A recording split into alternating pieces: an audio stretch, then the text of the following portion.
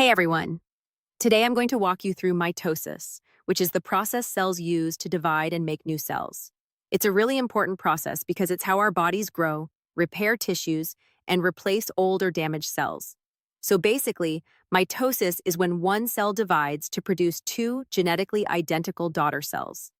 That means the new cells have the exact same DNA as the original cell. Let's go through the main stages step by step. First, we have interphase.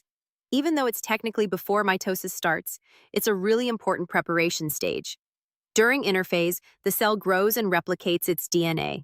The genetic material is loose and uncoiled, which makes it easier for the DNA to be copied. Next comes prophase. In this stage, the DNA begins to condense into visible chromosomes.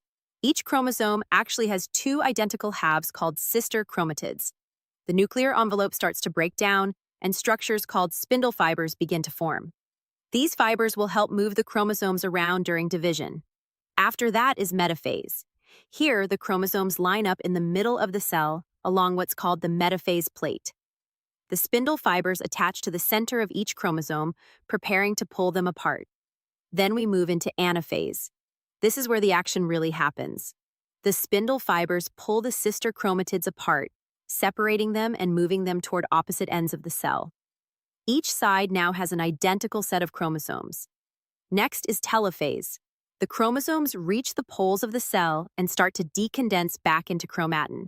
At the same time, new nuclear envelopes form around each set of chromosomes, creating two separate nuclei. Finally, we have cytokinesis. This is when the cytoplasm divides, physically splitting the cell into two.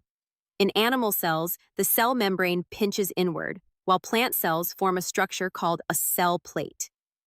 At the end of mitosis and cytokinesis, the result is two genetically identical daughter cells, each with the same number of chromosomes as the original cell. And that's mitosis. It's a precise and organized process that keeps organisms growing, healing, and functioning properly.